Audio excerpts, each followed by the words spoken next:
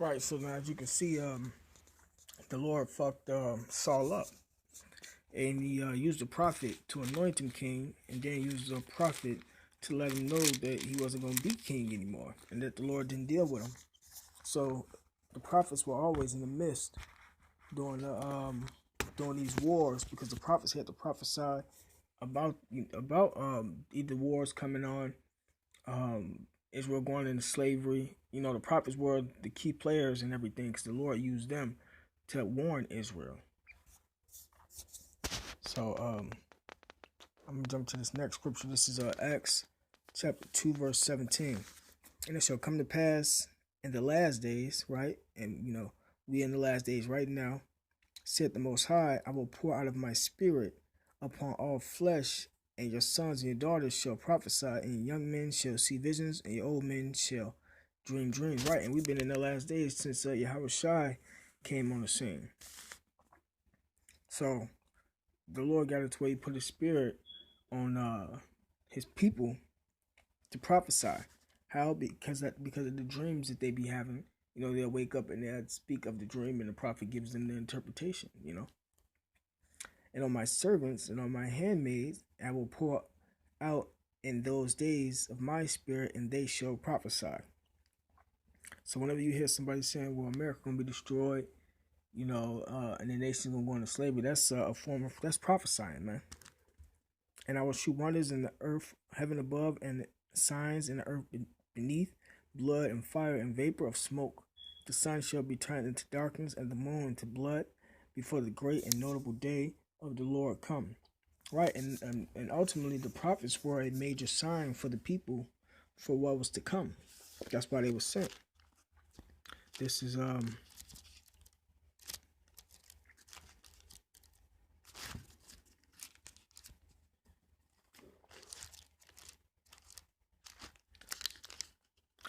Corinthians chapter 4.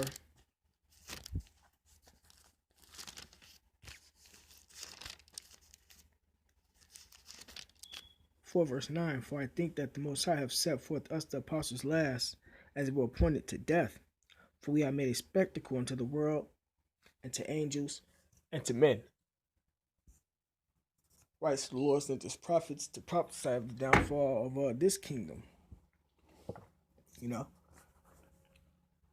to tell what's to happen afterwards, you know, after this kingdom comes down also. It's like the elites going into slavery. When Yahweh shall return, he's gonna come back in his chariots to you know, destroy America and shoot laser beams on the rest of the nations. That's all prophecy according to the scriptures, and that's part of the war that's kicking off. That's getting kicked off now today, and it's on its on getting close to its end. Slakia. This is Isaiah chapter 66, verse 15. For behold, the Lord will come with fire and with chariots like a whirlwind, to render his anger with and fury, and his rebuke with flames of fire. Right, the Lord gonna be shooting laser beams on people. For by fire and by his sword will the Lord Yahweh plead with all flesh, and the slain of the Lord shall be many. All right, so the slain of the Lord will be many. The Lord gonna, you know, put to death a lot of these people, man.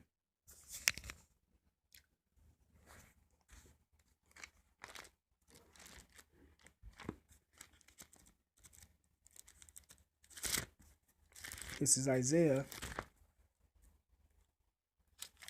chapter 13.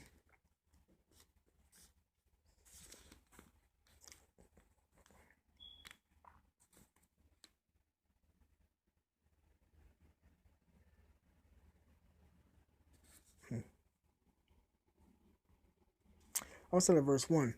The burden of Babylon, which Isaiah the son of Amoz did see, lift ye up a banner upon the high mountain, exalt the voice unto them, shake the hand, that they may go unto the gates of the nobles. I have commanded my sanctified ones, and have also called my mighty ones for my anger. Right, so the sanctified ones was the Lord's elect to go out there and prophesy, and the mighty ones was the Lord's angels, because the angels going to get involved.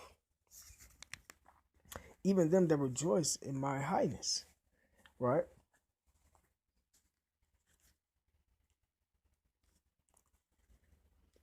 It says, the noise of a multitude in the mountains, like as of a great people, a tumultuous noise of kingdoms, of nations gathered together. The Lord of hosts mustereth the hosts of the battle. Right, so the Lord getting them ready for this battle. It says they come from a far country, from the end of heaven, even the Lord and the weapons of his indignation, the nuclear missiles, to destroy the whole land. How ye, for the day of the Lord is at hand, it shall come as a destruction from the Almighty, right? Therefore shall all hands be faint, and every man's heart shall melt, and they shall be afraid. Pains and sorrows shall take hold of them. They shall be in pain as a woman that travaileth. They shall be amazed one at another. Their faces shall be as flames, right? Because they ultimately going to be hit by them thermonuclear missiles, man. Behold, the day of the Lord Yahweh cometh cruel, both with wrath and fierce anger, to lay the land desolate, and he shall destroy the sinners out of it. Sinners thereof out of it, right? So the Lord going to destroy 2/3 of his people, as well as using nuclear missiles, to destroy the America, Israel, and certain other nations. But the Lord was gathering these multitudes together for this battle, man. That's a part of this war that's going on.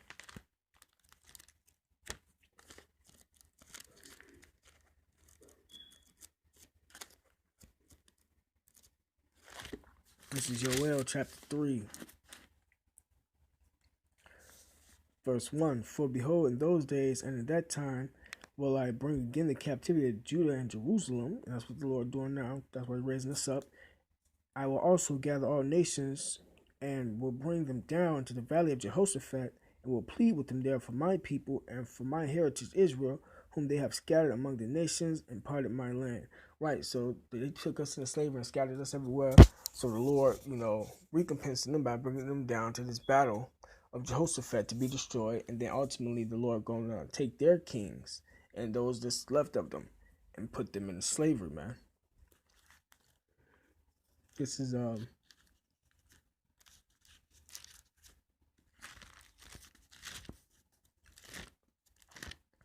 Isaiah chapter 24, verse 21. And it shall come to pass in that day that the Lord Yahweh shall punish the host of the high ones that are on high, the elites and the kings of the earth upon the earth. They shall be gathered together as prisoners are gathered in the pit, and shall be shut up in the prisons, and after many days shall they be visited. Right, so the elites could go into slavery.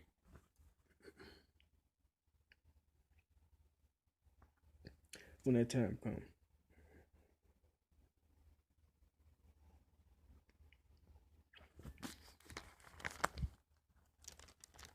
This is Daniel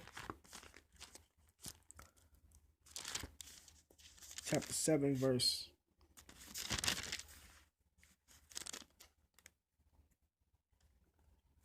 18. It says, but the saints of the Most High shall take the kingdom and possess the kingdom forever, even forever and ever. Right, so the Lord gonna use his men to take this kingdom, man. He gonna give his men, his elect, spiritual powers, and they're gonna come in with the angels right along with him, and take this kingdom down.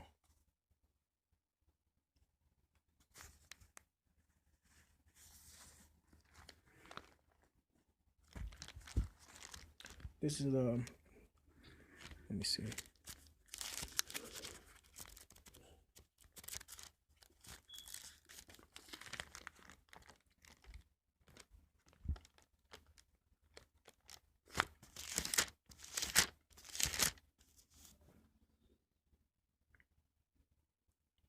Psalm 68, verse 17, the chariots to the Most High are 20,000, even thousands of angels. The Lord is among them, as in Sinai, in the holy place. So yeah, basically, man, the Lord back in the ancient world had laws on how he set up to take down the kingdom. A lot of those laws still apply now today, but this time around, Yahweh Shai gonna come and be the spearhead in taking down the kingdoms now. Back in the day, you know, Yahweh used, the nation of Israel, put the spirit on Israel to do it. Now He putting the spirit on His Son to come back and take the kingdom down. And if we have the elect, we're gonna be right with Him, taking the kingdom down, taking this kingdom down, the rest of the kingdoms. It says, He shall have many crowns. This is 2 Ezra chapter 13, verse 1. And it came to pass, after 7 days, I dreamed a dream by night, and lo, there arose a wind from the sea, and it moved all the ways thereof. And I beheld, and lo, that man waxed strong with the thousands of heaven. Right, that's how it shine the angels.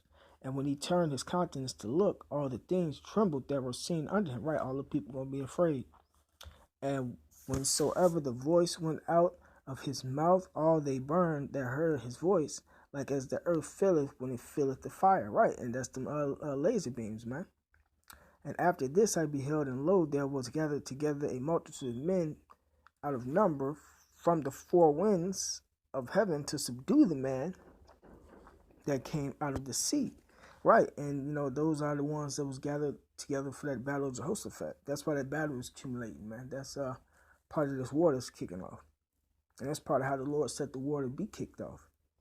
It says, but I beheld, and lo, he had graved himself a great mountain, a great chariot, like you see in Independence Day, and flew upon it. But I would have seen the region or place where out the hill was graven, and I could not. Right, that's how massive this the chariot was.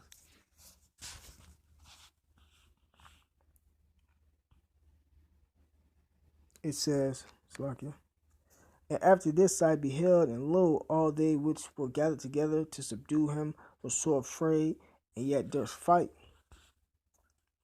And lo, as he saw the violence of the multitude that came, he neither lifted up his hand, nor held sword, nor any instrument of war. Right, the Lord didn't need no instrument of war.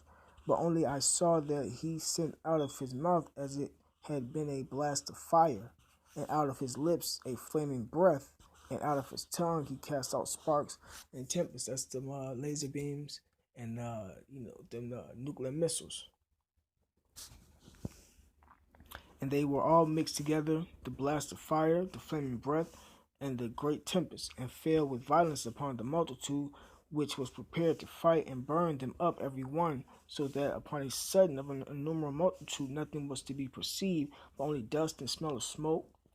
When I saw this, I was afraid, right, because the Lord cremated their ass, man.